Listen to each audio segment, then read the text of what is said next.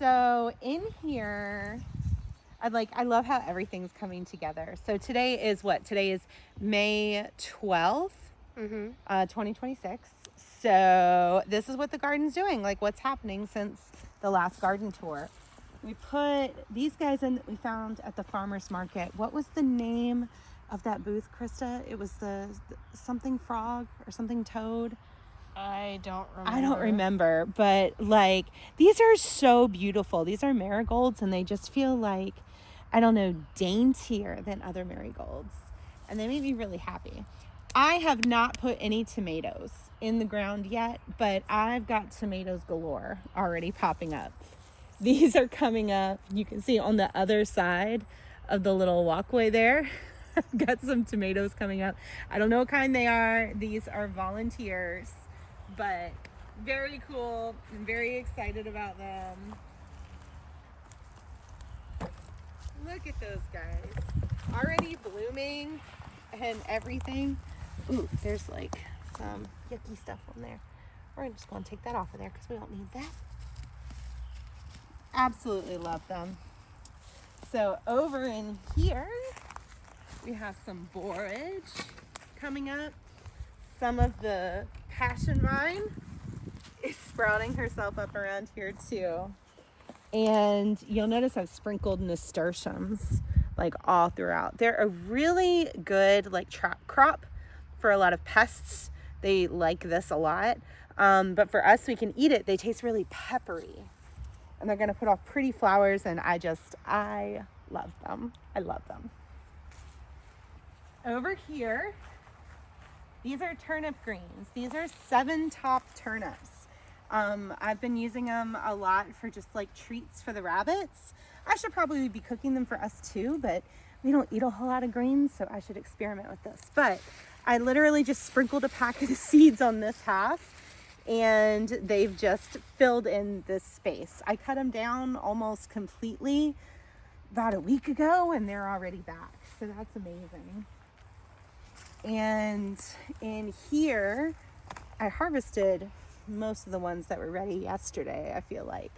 But I've got some French breakfast radishes that are sprinkled in here.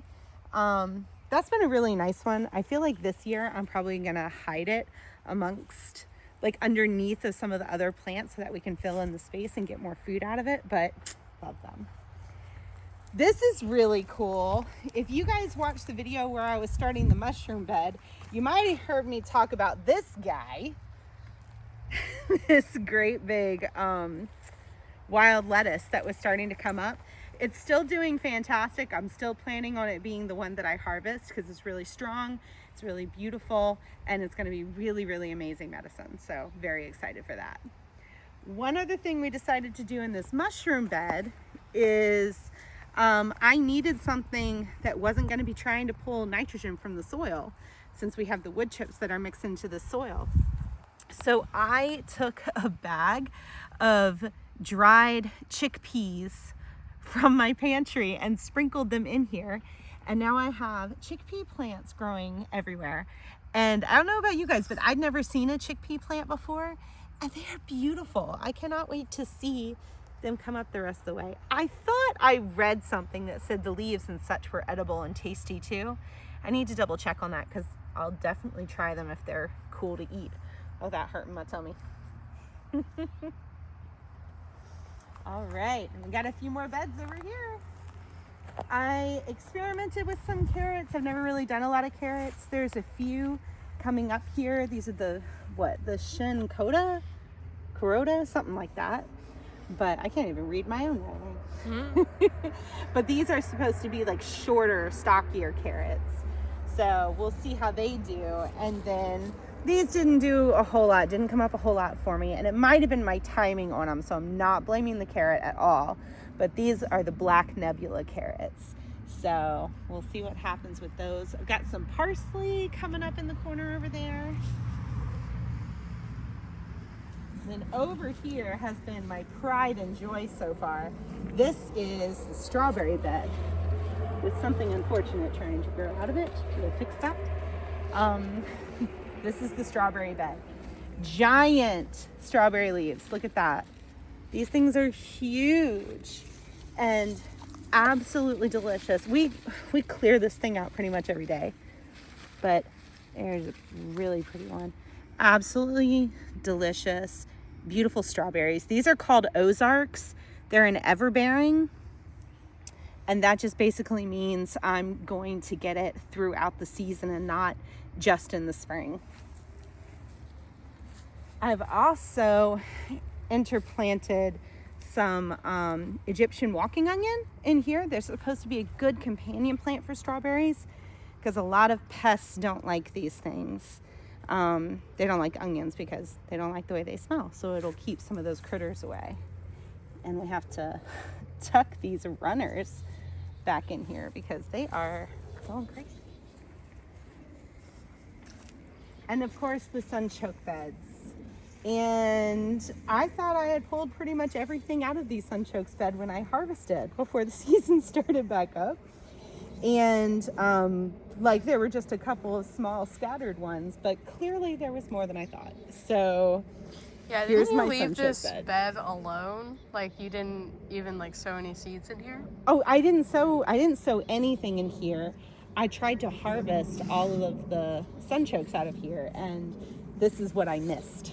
Filled in the bed even more. They just came up entirely on their own. Yeah. They are beautiful. They are gorgeous. I love them. And they're gonna bloom later in the fall. They're one of the last plants that bloom. And when they do, they're gonna have a whole bunch of these tiny little yellow sunflowers, because these are technically a sunflower. So we'll have like these little tiny yellow sunflowers. They're one of the last foods for the pollinators for the year. So excited about that. In here, I've got more tomatoes that are volunteering.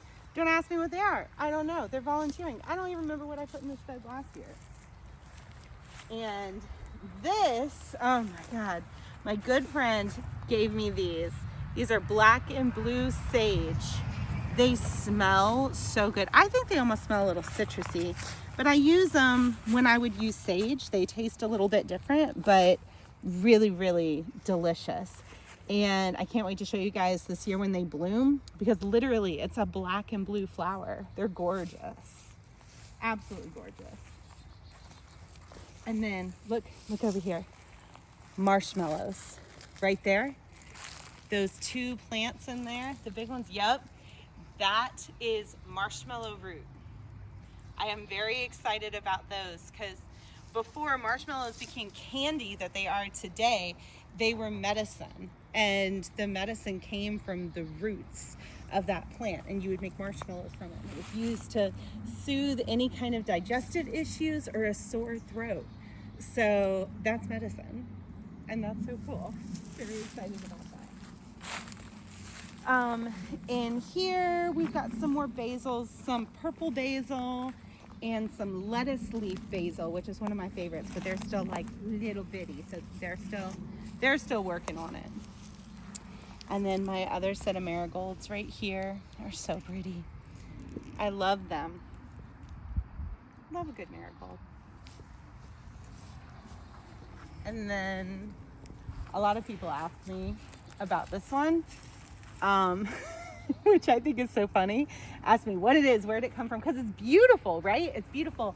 And you can see like she wants to bloom. She'll get these little clusters of flowers and it'll turn into like this deep purple fuchsia colored berry. This is pokeweed.